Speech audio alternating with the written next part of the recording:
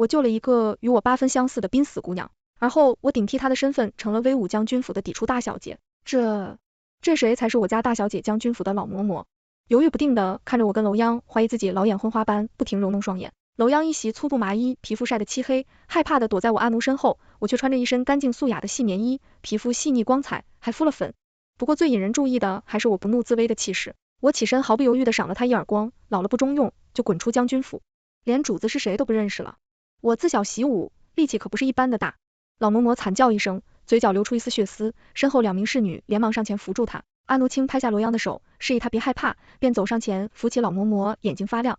老嬷嬷是说，我2年前救下来的姑娘是你们府上大小姐。哎呦，这你们可得好好谢谢我呀，没有我的，她早死了。这2年我可是好吃好喝的养着她，你看看你们大小姐，再看看我自个亲闺女，就知道我一点没有薄待她。我与阿奴早就串通好，让她演我去世的阿娘，可不是吗？我和楼阳站一起，谁不说我更像大家小姐？你是说这位才是我们大小姐？老嬷嬷又看了我一眼，阿奴笑眯眯，是的。哎呀，我就知道当时救下他没错，可不就是个金疙瘩吗？你们府上打算给我多少银子？我看这老奴还在怀疑，冷哼一声，从领子里掏出从小不离身的项圈，瞪大你的狗，眼看看这项圈上写的金玉良缘可有假？大老嬷嬷凑过来细细一看，发现没错，登时哭天抹泪，大小姐，老奴可算找着您了。老爷，夫人想你想得吃不下饭，您快跟老奴回府吧。我冷淡点头，阿奴却捉着他不放养了。你们家大小姐2年一钱银子不给，就想带人走，不行，绝对不行。老嬷嬷怎么都挣脱不开阿奴的手，搞得他柳眉倒数你，可知我是谁？我是威武将军府夫人的奶嬷嬷，你再不放手，我让人把你捉进大牢。这话是吓不到我跟阿奴的。但楼央这星号一听到，就呜咽呜咽的跑过来，紧紧的抱着阿奴，生怕阿奴被人带走。这星号哭得我心烦，于是我又赏了这老嬷嬷一耳光传出去，我们将军府还要不要做人了？拿100两出来。老刁奴捂着脸，敢怒不敢言为，就把银子拿出来数了数不够，又放上一只金簪。阿奴收了银子，3两下把我的行李收拾妥当，送我们出门。轿子里我又听到楼央这星号的哭声，赶忙掀起帘子一看，果然追过来了，可惜被阿奴一把搂住，只能哭着看我走远。我心里微微叹气，楼央啊，楼央，这将军府泼天的富贵，我来替你想了，你就在村子里好好当你的乡下丫头俩。2年前我上山采药，救了楼央一命，他当时浑身是血，呼吸微弱，鲜血又来了。山里的猛兽如果不是我会武，还懂点医术，楼央碰上谁都是一个死字就活了。他却发现事情没那么简单，除了外伤，他还中了毒，已经蔓延到心脏。我便到京城镇国公府偷了1000年雪莲，才从阎王手中把他抢救回来。但是毒性影响了他的心智，他现在神智宛如7岁小孩。这2年，我靠着楼央的只言片语和他身上的信物，也把他的身份查了个七七八八。面对这一天，我早有准备，花了那么大功夫，就他怎么能不收取一点回报？现在只不过是第一步遗漏，路上那刁奴不知道是不是给我打怕了，星号不敢跟我说一句，跟在他身后的2个侍女也是没嘴葫芦。可惜晚上的他们憋不住，也不知道我会偷听到，我活动手脚就等着好戏上场了。失踪2年的大小姐找回来了。将军夫人开了正门，除了公务繁忙的将军之外，家里所有人皆在正门处迎接，不少平民百姓见状也远远围着看热闹。我的轿夫加快了脚步，大小姐，咱们到家了。帘子一掀开，我便顺势走了下来。2个侍女一前一后的上前扶住我，钳制着我往前走，怎么这是生怕我跑了前头，打扮的光鲜亮丽富贵逼人的将军夫人洛晴擦着眼角不存在的眼泪，拉住我的手哭道，我的娘亲可想死你了，这2年你不知道为娘是怎么过。我一把甩开她的手，诧异道，我虽说2年前摔伤了脑子，可我记得你只是我爹爹的妾室，怎敢以我母亲身份自居？你好大的胆子！我嗓音清亮，周围一片寂静。洛晴眼里闪过一丝怒意，脸皮微红，已经许久没有人敢这样跟她说话了。是你，许赶紧跟我解释，2年前姨娘已被将军扶正，现已是将军夫人。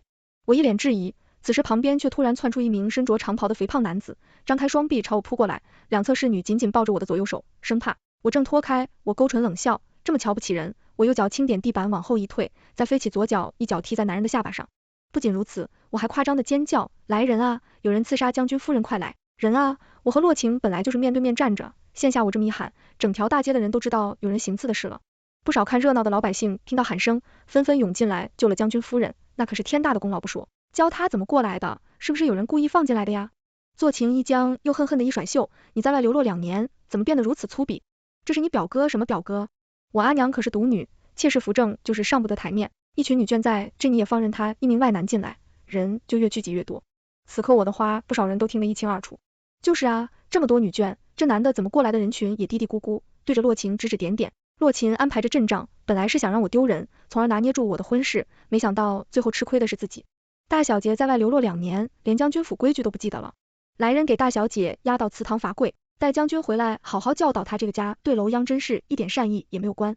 在祠堂3日，没有一人前来送衣送饭，将军亲爹回府，听闻女儿被罚跪也不止一次，所以他们费尽心机去乡下把楼央找回来干啥？一个17岁的姑娘，不是对她图财就是图色，要不就是2样都图3天时间够。我把将军府的布局结构摸清楚，我特别关注库房所在，心里盘算着怎么带走里面的金银财宝。洛琴心头觉得3天把我饿怕了，大发慈悲，打开祠堂门，放我一马就怎么搜，都不见我人影。人呢？快给我去找！洛琴忽然想起他的大计，整个人慌乱，不以满府的人被他差遣的到处乱转。我悠哉的从二妹妹的房间里出来，顺手捉住一个乱跑的丫鬟，干什么呢？找大小姐。丫鬟头也不回。哦，找我呀？你为什么在我女儿的房间里？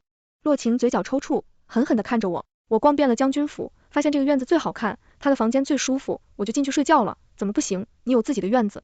洛琴快气疯了。哦，你说那个西北角那个连个摆件都没有的小院子吗？我淡淡笑了，你怎么能跟你妹妹比？发出此言的是一把浑厚的男中音。我抬头看去，一名威武严肃的中年男子向我们走来，他眼里带着对我的嫌恶与不满，丝毫没有怀疑我的身份。此人就是将军府的主人吕德师。20年前，他只是个混迹江湖、刀口舔血的孤儿，偶然一次救了江南首富游湖落水的爱女罗岑后，便入赘娄家。随后，朝廷边疆动荡，他自请入伍，在边疆混了2年，又加上娄家捐出的大笔家财，他摇身一变成了将军。你妹妹从小吃的用的都是最好的，一点委屈也受不得。你是姐姐，怎么能闯进妹妹房中？你的礼数太差了，请让人好好教教她规矩，别丢将军府的脸，我都不敢想。如果是楼央本人在这听到他敬重思念的父亲说的话，该有多伤心。我掀起眼皮冷笑道道，这个原配嫡女的礼数太差，这切实扶正的就好了。从小吃好穿好用的是谁的钱？不是我母亲的万贯家财吗？怎么父亲我的爷爷奶奶给您留了多少钱财？所有人都震惊的看着我，在将军府里没有人敢这样跟吕德士说话，谁也不敢提他早年入赘的事情。吕德士震怒，右手火速抬起，就要往我脸上扇来。洛晴猛地抱住他的手臂，低声说，不能打靶，人打坏了孽女，你就星号在外边。吕德师指着我，让您失望了。回到小院子，我思考着从何下手，调查清楚楼央当年受害的事，还有他们把楼央找回来的真正目的。难不成他们是想毁人名节，将人嫁给一个死胖子，蹉跎一生？不知道是不是这几日没睡好，我眼皮子打起架来，一阵甜香传来，我陷入熟睡当中，把表少爷外衣脱了，放他床上去。我感觉右侧床往下一沉，随即一只右手放在我腰侧，我闭目忍耐着看洛晴后续还有什么招数。还有几日郑国公府的人就到了，一定要在这几日把他亲事毁了，到时候跟侯府结亲的人就是我的乖女儿。大门锁了，窗户也被我锁死，人都走光了，我才睁开眼，躺在我右侧睡着的就是当日意欲毁我名节的男子。他是洛晴的娘家侄子，是个星号，什么也不懂，但只听洛晴的话。我跳下床，拿起脖子上戴了金项圈，想起楼央偶尔会说起温寻哥哥这个名字，原来这是他从小定下的未婚夫，难怪洛晴一直想毁我名节。我沉吟片刻，决定今晚将计就计。天一亮，我就知道好戏上场了，和府上下都来了。这个西北角的小院子，看婚前通奸的丑状，可惜我衣衫整齐，甚至还抽空化了妆，让他们失望了。表少爷坐在床上见着这么多人，也只会傻傻的笑。洛晴一脸惊诧，开口直接定论，你们怎么做出这等丑事？随即用帕子捂着嘴，生怕笑意太明显。婚前失节可是大忌，以后可就没人敢娶你了。老爷，我娘家侄子虽说痴傻，但人品还是好的，不如您就成全他们，让他们成亲可好？吕德师沉默，若晴附耳低语，到时候他去拿了钱头留给他的嫁妆，嫁到我娘家去之前，还不是老爷说了算，此处嘈杂。但这句话我还是听得一清二楚。至于郑国公府的婚事，咱们不是还有菲儿以菲儿的容貌，郑国公府肯定愿意楼央的亲妹妹叫吕菲菲，我呢没见过。确实国色天香这家子全是蚂蟥，前面吸死一个楼层，现在来吸楼央，从钱财到肉体一丝也不放过，简直可怕。吕德师浑浊的眼珠子扫过我，点点头说，你们闹出这种事，我也不能留你了。下月你就嫁过去吧。嫁什么？谁要嫁人？众人身后骤然响起一把清朗温润的男音，众人还疑惑此人是谁，怎么会出现在将军府中？吕德师脸色大变，上前迎接，见过世子府中，失礼，请世子恕罪。来人是郑国公世子温寻，身长8尺，龙章凤姿，天之自然，是个外表极出色的男人。温寻直直走到我跟前，执起我的双手，柔声细语，泱泱3年未见，不失望。寻哥哥吧。我沉默不语。洛晴火烧眉头，他计划许久的事情，眼看着就要成功了，绝不容许功亏一世子大小姐与我者两人两情相悦，已然私定终身。闭嘴。温寻轻轻地放开我的手，转过身去。楼央是我郑国公室则温寻的未婚妻，你说谁与你折私定终身？洛晴在温询冰冷威严的逼视下，两股颤颤，腿脚发软，直接歪倒在地上。李将军，你来说是谁？吕德师难堪的低下头，眼里闪过屈辱。他明白，温询今日定要忍下这遭事给楼央出气，是我的二女儿吕菲菲。洛晴尖叫一声，白眼一翻晕过去了。女德师带着众人退下，留下空间给我们。温询猛地朝我出手，逼问我，你不是泱泱，你是谁？他在哪？告诉我。我眼里闪过一丝诧异，至亲之人都没认出我的身份，这位3年没见面的竹马却认出来了。快说，我连续躲开他数招进攻，我就是楼爵，你有什么证据证明我不是泱泱，不会用这样的眼神看我？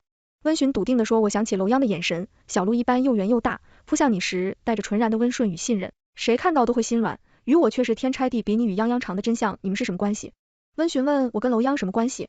江南首富楼家有2个女儿，相隔3岁，大女儿从小向往江湖儿女的潇洒生活，16岁那年跟一名侠客私奔了，气得首富直接与她断绝父女关系。小女儿乖巧听话，却误被孤儿所救，首富担心坏了名声，便让孤儿入赘，全力扶持她。我是大女儿所生，名叫楼媛，她是小女儿所生，名叫楼央，我们是亲生的，表姐妹自然是血缘关系。她到底在哪里？3年没见。我摇摇头，我不能告诉你，还不是见面的时候。楼央中的毒瘾很无比，暗中查了2年，才获得一丝蛛丝马迹，知道毒药可能来源于西域，下毒的人无疑就在府中。到底是谁能接触到西域的毒师？我一一排除下手之人的身份，最后发现嫌疑最大的人竟是吕德师。趁着他夜晚应酬，洛晴因为伤心难过，放松了府里的管束。我潜入他的书房，平日的机密之地，从小混迹江湖，对于机关之术我也略懂。果不其然，在我推动一个花瓶之后，幽木门静悄悄地出现，我直接推门而入，里面是一个又一个堆叠起来的木箱子，每一个都用铁锁锁上。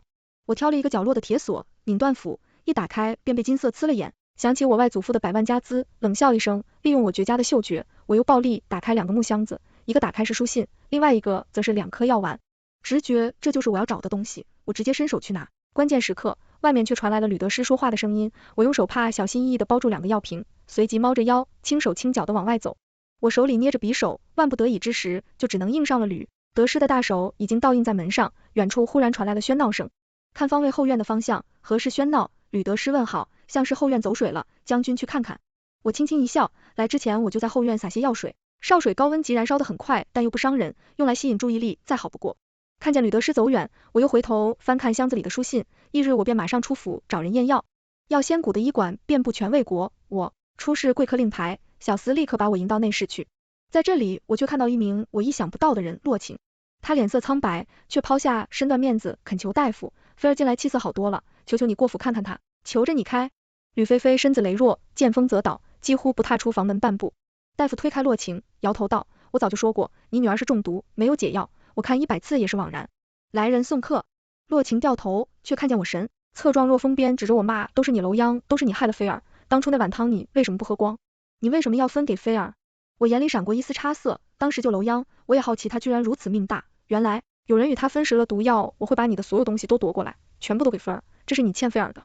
洛晴撂下狠话甩袖离去，这就是费尽心思把罗央找回来的原因，要夺了他的婚事，又要他身上的信物，唯独不要他，但我只要他这世上我唯一的亲人，帮我看看这是不是内毒的解药。我拿出药瓶，几日后吕德师却调兵把我的小院包围起来。我坐在房中，眼看着小院子被围得密不透风，心想难道我闯入书房还是被发现了？吕德师大步走进房中，目光炯炯地看着我，道，乖女爹想向你借一样东西，你的金项圈。我指着小院外的士兵假装，不害怕，您这是做什么？吕德师干笑一声，乖女莫怕，这是爹调兵保护你，你把金项圈给爹爹，保你一世荣华富贵。我垂眸捉住脖颈的金项圈，这是楼央从小不离身的他戴，表着天地钱庄的100万银票，是楼央的外祖父留给楼层，又被楼层留给楼央的。就算不要楼央这份钱财，楼层留下来的一切都够将军府上下所有人花2辈子里。德师这人太贪了。当今圣上病重，继承人将在太子和二皇子当中选出吕德师，暗中站对二皇子献上100万家资，以求从容之功。这些都是我从书房暗示的书信中得知，当年他纵容洛晴暗害楼央，甚至暗中换成自己从西域得来的奇毒。他唯一没想到的是，这份毒药被2个女儿分食，又分别导致了不一样的后果。他想着楼央死就死了，他就不喜欢这个女儿，谁知道后来又从楼家老婆的口中得知楼层还给楼央留了100万银票。他发疯一样发散，所有人去找信物，却意外得知楼央还活着，只要再拿到这笔钱，二皇子成事在即，那他就是新朝1等1的功臣，注定流芳百世，谁还敢再提起他不入流的出身，不光彩的入赘买回来的官职？吕德师贪婪的目光扫过我的脖颈，让我汗毛顿起。我假装不舍解下金项圈还没递出去，便被他一手抢过。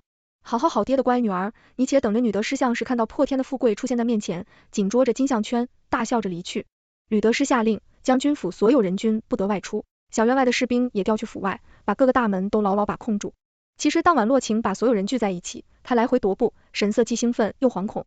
他喃喃自语，如果老爷事成了，我要找来全魏国最好的医师给芬看病，到时候非要就会好起来。你楼央，你是镇国公世子的未婚妻，到时候兵败如山倒，你就跟他们一起赴死哈。哈哈，我的眼神透露出怜悯，可怜的女人一直被枕边人要得团团转，如果她知道自己求而不得的解药就在丈夫手上，会有怎样的表情？西云初起日沉阁，山雨欲来风满楼。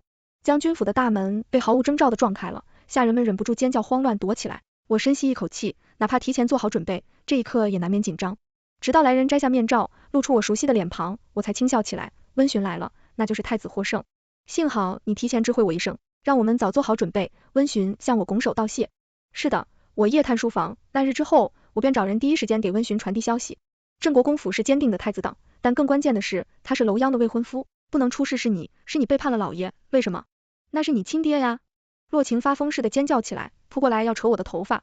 温询一挥手，2名士兵上前把他钳制住。亲爹，杀死我亲娘的爹，下毒想要毒死我的爹，把我找回来，只是想要我万贯家财的亲爹。